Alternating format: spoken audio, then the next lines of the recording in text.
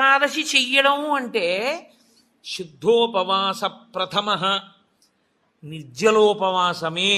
అంతకన్నా మరి నేను మినహాయింపులు ఇచ్చి చెప్పడం నా వల్ల కాదు. కానీ శాస్త్రం ఒక్కరి విషయంలో మినహాయింపు ఇచ్చింది.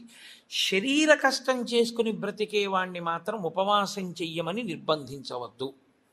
వాడు పడిపోతాడు స్పృహ తప్పి, నీళ్ళు తాగకపోతే. కానీ అవకాశం ఉన్నవాళ్ళు మాత్రం తప్పకుండా చెయ్యవలసినదే, అంతకన్నా మార్గము లేదు.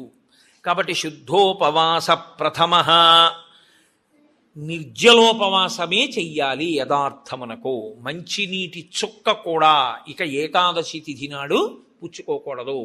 ద్వాదశి వచ్చింది, ఇక నువ్వు ఉపవాసం ఉండకూడదు. ద్వాదశి తిథి ఎందు ఉండగా, తిథి ఎందు పరివ్యాప్తమై ఉండగా నువ్వు ఉపవసించి ఉండకూడదు. మళ్ళీ వ్యతిరేక ఫలితం వస్తుంది.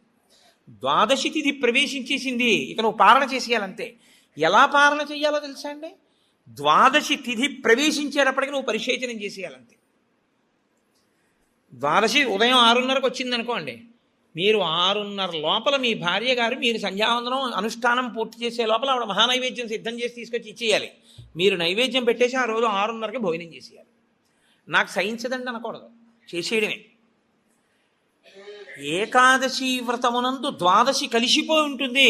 నేను చెప్పింది అబద్ధమైతే అంబరీషోపాఖ్యానం అబద్ధమే, అంబరీషోపాఖ్యానం అబద్ధమైతే వ్యాసుడే అబద్ధం. కాబట్టి నేను చెప్పింది నిజం. ఏకాదశి వ్రతం అంటే అంతే, అలాగే చేస్తారు. ఇలా కాని చెయ్యగలిగితే ముక్కోటి ఏకాదశి నాడు నీకు నేను 3 కోట్ల ఏకాదశులు చేసిన ఫలితాన్ని నీ ఖాతాలో వేసేస్తాను. ఎందుకో తెలుసా? 1 శరీరమును క్లేశపెట్టావు, 2 మనసును ఏకాగ్రతతో నిలబెట్టావు.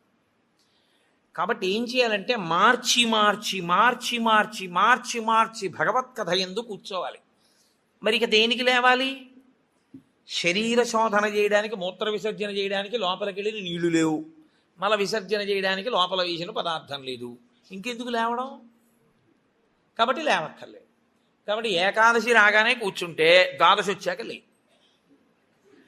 అయితే అప్పుడు అందులో ఏముంది? జాగరణ కూడా ఉందా? ఉందా లేదా? ఏకాదశి నాడు ఉపవాసం అంటే అన్నం తినకుండా పకట కూర్చోవడం అని మీకు ఎవరు చెప్పారు? జాగరణ కూడా ఉంది. అందుకే ముక్కోటి ఏకాదశి నియమాలు అన్వయమయ్యేది మళ్ళీ 3 తిథులకు అన్వయం అవుతాయి. 1 మహాశివరాత్రి, 2 గోకులాష్టమి, 3 శ్రీరామనవమి. ముక్కోటి ఏకాదశి నాడు ఏ నియమాలు పాటిస్తారో అవే నియమాలు ఆ 3 తిథుల్లో పాటించాలి. ఈ 3 తిథులలో కూడా మీరు రాత్రి నిద్రపోకూడదు, పగలు ఏమీ తినకూడదు. అందుకే చూడండి, మహాశివరాత్రి నాడు నేను పరిచయం చేయడానికి మీకు ఆ తిథి బాగుంటుంది. మహాశివరాత్రి అంటే జాగరణతో కూడిన ఉపవాసమే. అందుకని నిద్రపోయి ఉపవాసం చేసేస్తానంటే అప్పుడు ముందు రోజు ఏ ఇంజక్షనో చేయించేసి పడుకోవచ్చు. 12 గంటల తర్వాత తెలివచ్చే ఇంజక్షన్ ఒకటి. అలా కుదరదు. మీరు నిద్ర కూడా విసర్జించాలి. ఎందుకో తెలుసా అండి? నిద్ర విసర్జించడంలో చాలా పెద్ద క్లేశం ఉంటుంది. 1 తినలేదు, 2 తాగలేదు. ఒక స్థితికి వచ్చేటప్పటికీ నిస్త్రాణ కొంచెం వస్తుంది. వచ్చి ఫోన్లే అలా పడుకుంటే బాగుండు, కాస్త ఉత్తరీయం వేసుకుని అనిపిస్తుంది. అలా పడుకోకూడదు. అందున దీక్షితుడు అందుకే ఎప్పుడు పడితే అప్పుడు, ఎక్కడ పడితే అక్కడ నిద్రపోకూడదు. అలాగా మీరు పగలు రాత్రి కూడా ఏకాదశి తిథి ఉన్నంతసేపు, అంటే ఏకాదశి ఎప్పుడు మొదలైందో అప్పుడు ఒక రాత్రి కూడా పరివ్యాప్తం అవుతుంది. ఆ రాత్రి ఆ పగలు మీరు జాగరణ యందు ఉపవాసమునందు ఉండాలి. అంటే మారుస్తూ ఉండాలి. ఒకటే చేస్తున్నారనుకోండి, మనసు ఏమవుతుందంటే దాన్ని విడిచిపెట్టి ఇంకో చోటుకి వెళుతుంది. అందుకే ఏకాదశి చేసేటప్పుడు ఏం చేస్తారంటే సంఘంగా చేస్తారు. సాధారణంగా ఏకాదశి తిథిని ఒక్కడే చేయడం కొంచెం కష్టం. ఒక సంఘంగా అనుకుని ఏం చేస్తారంటే, ఏదో ఏకాదశి ప్రవేశించేటప్పటికి సంధ్యావందనం చేసుకుని ఇంట్లో కులదేవతార్చన చేసుకుని అందరూ కలిసి దేవాలయానికి చేరుకుంటారు. అందరూ కలిసి ఈశ్వరునికి సత్యనారాయణ వ్రతం చేస్తారు. అందరూ కలిసి విష్ణు సహస్రనామ స్తోత్ర పారాయణం చేస్తారు. అందరూ కలిసి త్యాగరాజస్వామి సంగీత విభావరి వింటారు. అందరూ కలిసి భజన చేస్తారు.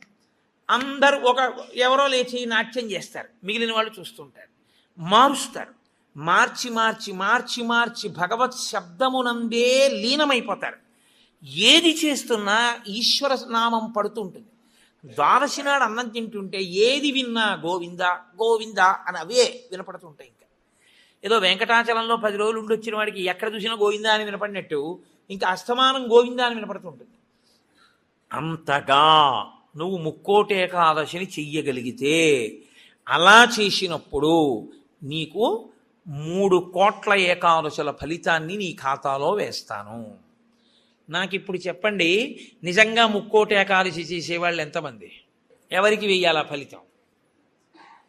24 ఏకాదశుల్లో ఒక్క ఏకాదశి అలా చేయగలవా అంటే దాని అర్థం ఏమిటో తెలుసా అండి? ఒక ఏకాదశి నిజంగా అలా చెయ్యాలని మీరు అనుకుంటే కనీసం ఇంకో ఏకాదశి మీరు అలా రిహార్సల్ వేయాలి. మీరు ఇంకో ఏకాదశికి రిహార్సల్ వేస్తే అది వస్తోంది ఇబ్బంది, కాబట్టి ఆ రోజుని ఇది రాకుండా చూసుకుందామని మీరు జాగ్రత్త పడతారు. ఓ పని చేస్తున్నారనుకోండి, ముందే ఇలా చేస్తే బాగుంటుంది, ఇలా చేస్తే బాగుంటుందని ప్రణాళిక రచిస్తారే, ప్రణాళిక రచనకు పక్కన ఇంకొక ఏకాదశి జరగాలి.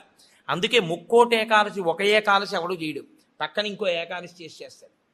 ఇది ఏదో ఏకాదశి చేశారనుకోండి, ఓహో ఏకాదశి చేస్తే ఇదిగో ఇలా ఇలా ఇబ్బందులు ఉంటాయి. నేను మీకు ఒక ఉదాహరణ చెప్తాను.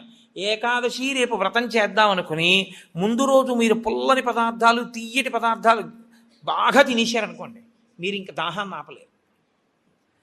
దాహము తనంత తాను పొటమరించకుండా ఉండాలి అంటే మీరు శారీరకమైన ఆంతరమైన జాగ్రత్తలు కొన్ని తీసుకోవాలి. ఒకటి, వేడిగా ఉన్న చోటుకి వెళ్ళి మీరు కూర్చోకూడదు, శరీరం పడిపోతుంది, డిహైడ్రేట్ అయిపోదు. కాబట్టి అందుకే పరమేశ్వరుడు కూడా అనుకూలమైనటువంటి కాలంలో ఇచ్చాడు, పుష్యమాసంలో ఇచ్చాడు. నీటిని శరీరం ఎక్కువ డిమాండ్ చేయదు ఈ టైంలో. ఇది ఆయన పట్టుకెళ్ళి రోహిణీ కార్తీలో పెట్టాడు అనుకోండి, అసలు ఉండడు ఎవడు చేసేవాడు కదండి. అందుకని పట్టుకొచ్చి హేమంత ఋతువులో పెట్టాడు, తనంత తాను పైనుంచి చల్లగా ఉంటుంది. కాబట్టి ఏకాదశి చెయ్యడం అంటే దాని అర్థం ఏమిటో తెలుసా అండి? దానికి 3 రోజులు ముందు నుంచి మీరు పదార్థముల మీద అదుపులోకి వచ్చేయాలి. ఇక ఒక్కసారి అది తింటే మళ్ళీ ప్రయత్నపూర్వకంగా మీరు మంచినీళ్లు తాగాలనుకుంటే తప్ప దాహం వేయకుండా శరీరం నిలబడగలిగినటువంటి రీతిలో ఆహారం ఏది ఉంటుందో అటువంటి ఆహారాన్ని ఎంచి అంత సాత్విక ఆహారంతో నిలబెట్టాలి. ముందు నిలబెడితే ముక్కోటి ఏకాదశి నాడు నీళ్ళు అడగకుండా ఉంటుంది, శక్తి లోపల నిలబడుతుంది. అంతకు ముందు కొన్ని రోజుల పాటు మీలోని శక్తిని క్షయం చేసేయకుండా మీరు ఉండాలి, మీ తేజోక్షయం చేయకూడదు. అంతకన్నా ఇంకో మాట నేను చెప్పను. అలా మీరు నిలబడగలిగితే ముక్కోటి ఏకాదశికి మీరు సిద్ధపడగలుగుతారు. అకస్మాత్తుగా ముక్కోటి ఏకాదశి ఓటీ చేసేస్తానంటే కుదరదు. కాబట్టి అసలు ముక్కోటి ఏకాదశి అన్నదాని యందు ఎంత సత్యమైన వాక్కులున్నాయో, శరీరమును క్లేశపెట్టడం అనేటటువంటిది శాస్త్రమునందు ప్రతి 11 రోజుల్లో ఒక రోజు తప్పదు. ఏకాదశి అంటే ఆ 11 ఈశ్వరుని యందు నిలబడాలి. 5 జ్ఞానేంద్రియాలు, 5 కర్మేంద్రియాలు, మనస్సు 11 నిలబెట్టాలి. దానికి ఉపవాసం చెయ్యాలి.